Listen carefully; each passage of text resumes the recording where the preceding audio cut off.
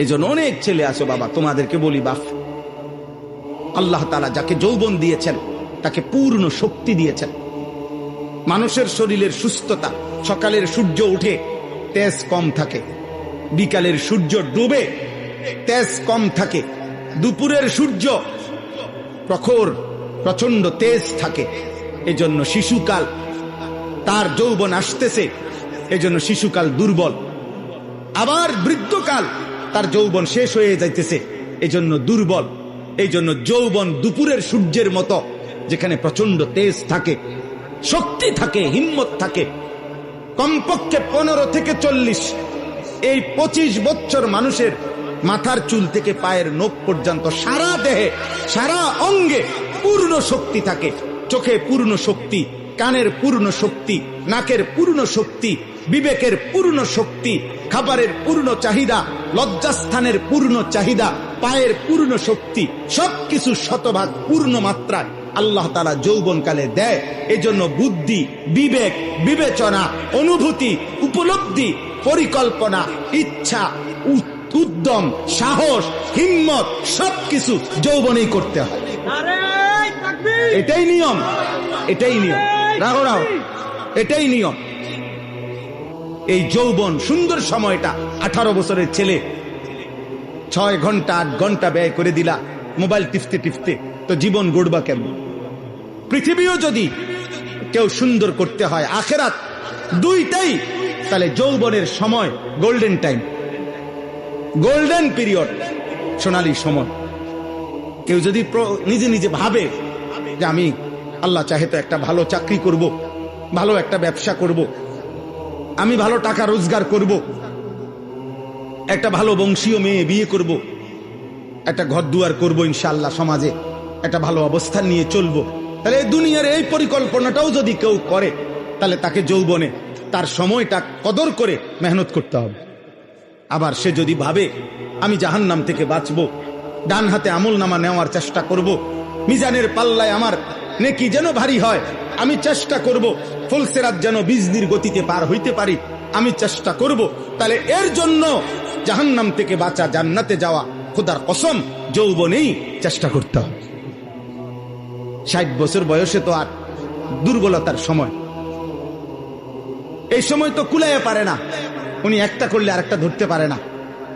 ইচ্ছা থাকলেও বয়স্ক মানুষ তো হাজারো স্বপ্ন, ইচ্ছা বাস্তবায়ন করতে পারে না, বার্ধক্যের দুর্বলতার কারণ, দুর্বলতার কারণ। মন তো অনেক কিছু তখন চায়, কিন্তু শরীর, সম্পদ, উপার্জন সবকিছুই তখন কমে যায়। ফলে আর ইচ্ছে থাকলো তার হাতে শক্তিও নাই, পকেটে টাকাও নেই, পকেটে টাকাও নেই। আল্লাহ তাআলা তোমাদেরকে বুঝার তৌফিক দান করেন। নিজেদের এই হায়াতের কদর করো ভাই, কদর করো। সুস্থ সবল পূর্ণ শক্তির সময়টাকে কাজে লাগাও, কাজে লাগাও। দুনিয়াও গড়ো, আখিরাতও গড়ো। আল্লাহ তাআলা তৌফিক দেন। নবীজি সাল্লাল্লাহু আলাইহি ওয়াসাল্লাম যখন বলতেছিলাম, মক্কার জীবনে যখন কালেমার দাওয়াত দিতেন, মানুষদেরকে আল্লাহর দিকে ডাকতেন, মক্কার কাফেরদেরকে, তখন নবীজি বিশেষভাবে দাওয়াতের কথা বললে, আল্লাহর কথা বলতে গিয়ে দুইটা কথা বলতেন। একটা হলো ঈমান গ্রহণ করিলে, কালেমা গ্রহণ করিলে জান্নাতের পুরস্কার কি হবে সেটাও শুনাইতেন। আবার গ্রহণ না করলে আল্লাহর আযাব কি হবে দুনিয়াতে এবং আখিরাতে সেটাও বলতেন। মানে নবীজি জান্নাতের সুসংবাদও দিতেন, আবার জাহান্নামের ভয়ও দেখাইতেন, আযাবের ভয়ও দেখাইতেন। কিন্তু মক্কার কাফেরদের একটা বদভ্যাস ছিল, যখনই নবী সাল্লাল্লাহু আলাইহি সাল্লাম আযাবের কথা বলতেন, জাহান্নামের আযাব, দুনিয়ার আযাব, তখন তারা বিদ্রুপ করত, ঠাট্টা করত, টিটকারি করত। আরে না, এটা হইতো না, হুদা এরকম কয়, এগুলো বলেই।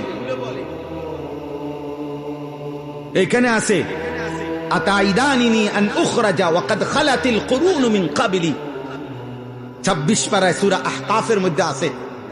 এক নাফরমান সন্তান, তার পিতা মাতা তাকে দিবানিশি আল্লাহর প্রতি ঈমান আনতে বলতো, আর ওই সন্তান বলতো, মা বাবা তোমরা বুঝি আমারে এই আখেরাত পরকালের ভয় দেখাও। আখেরাত আর পরকালে আবার সবগুলো মানুষ ফিরে আসবে হাসরের মাঠে। তো এই পর্যন্ত কত মানুষ যুগে যুগে অতিবাহিত হইয়া মরিয়া গেল, কই তারা দিক কেউ ফিরে আইলো না, আমি কিত্তাম মরলে ফিরাম। এভাবে বিদ্রুপ করত। আবু লাহাব নবীজি সাল্লাল্লাহু আলাইহি সাল্লামের প্রচন্ড বিরোধিতা করত। তো ওর সমবয়সী কিছু সাহাবী যারা নবীজির সাহাবী ছিল, ওরা মাঝে মাঝে বলতো আবু লাহাব, সে হাত নাড়তো বেশি। আবু লাহাবের বদভ্যাস ছিল নবীজির পিছনে পিছনে যাকেই নবীজি কালেমার দাওয়াত দিতেন সে তাকে পিছন থেকে এরকম হাত নাড়া নাড়া নিষেধ করতো, মানে শূন্য না, এটি শূন্য না। তো সাহাবীরা তাকে বলতো, আবু লাহাব, আল্লাহ তো ইচ্ছে করলে তোমার হাতে আযাব দিতে পারে, হাত অবশ হইয়া যাইতে পারে।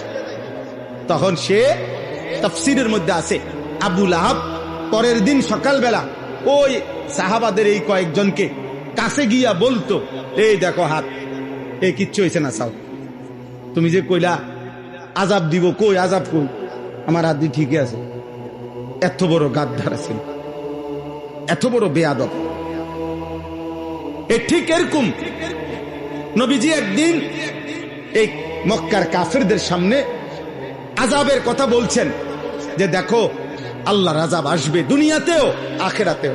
আল্লাহ কাউকে নূহ আলাইহিস সালামের জাতিকে পানির আযাব দিয়া ধ্বংস করে দিছে, লূত আলাইহিস সালামের জাতিকে পাথরের বৃষ্টি বর্ষণ করে মাটি উল্টায়া ধ্বংস করে দিছে। এভাবে সব শুনাইছেন। এই সময় একজন কাফের নজর ইবনে হারেস, এই কাফের সর্দার আল্লাহ নবীর উপস্থিতিতে বিদ্রুপ করে, টিটকারি করে, ঠাট্টা করে আল্লাহর সামনে, আল্লাহর কাছে হাত তুলছে, মুনাজাতের মতো হাত তুইলা নবীজির সামনে বলতেছে, আল্লাহুম্মা ইন কানা হাদা হুয়াল হাক্কা মিন ইনদিক ফাআমতির আলাইনা হিজারাতাম মিনাস সামা আবিতিনা বিআযাবিন আলীম। হে আল্লাহ, মুহাম্মদের কথা মতো যদি সত্যি সত্যি তুমি আযাব দিতেই পারো, তো তাইলে এখন আমাদেরকে আযাব দাও, আমরা তোমার কালেমা গ্রহণ করলাম না, চাই তুমি সর্বোচ্চ কি আযাব আছে তোমার কাছে এইটা দাও। চিন্তা করছেন কেমন গাদ্দার? হ্যাঁ, জবান বড় সাংঘাতিক। এই জবানে কথা বলতে অনেক সতর্ক থাকা উচিত। আমরা অনেক সময়, অনেক মানুষ আছি, সাধারণ মানুষ, অনেক সময় অনেক কথা হাস্যরসিকতার ছলেও বিদ্রুপাত্মক কথা দিন নিয়ে, ইসলাম নিয়ে, আলেম নিয়ে অনেক সময় বলি, বুঝেন নাই? পরে জিজ্ঞেস করলে হয়তো বলবে আমি এত কিছু ভাইব্যা বলি নাই। না না, এত কিছু ভাইব্যা বলেন নাই কেন? ইসলামের কথা, আল্লাহর কথা, কোরআন সুন্নাহর কথার ক্ষেত্রে মন্তব্য করতে সর্বোচ্চ সতর্ক থাকা উচিত। কারণ এর পিছনে আমার ঈমান, এর পিছনে আমার ঈমান। যেমন মনে করেন অনেক সময় আছে অনেক মানুষ কথার প্রসঙ্গে আও রাখেন, সব কথার মধ্যে কোরআন কিতাব নেন কথা বলেন, এমন কথা বলে কিনা কেউ? প্রত্যেক কিছুর মধ্যে মিয়া হুজুরারে টাইন আনেন মিয়া, সবকিছু হুজুরারে জিঙ্গাইলে চলন যাবো নি দুনিয়া। তাহলে কারে জিগাইবো? বাকিটা আমনে যে হুজুরারে জিগান যাইবে না কিছু জিনিস, তো ওই জিনিসগুলো আমনে কারে জিগাইয়া চলবে? শয়তান রে। কথা বলেন না কেন? শয়তান রে জিজ্ঞাসা করে চলবেন। তাইলে এটা কি বললেন? এটা কি আপনি দিনকে বিদ্রুপ করলেন না? হ্যাঁ, প্রত্যেক কথায় কথায় কেবল দাড়ি লইয়া করে এত এরু শুরু করলেন কাজ, আর কোনো কথা নাই। হ্যাঁ, আর ওয়াজ নাই? আর ওয়াজ আছে তো, এটাও তো একটা ওয়াজ।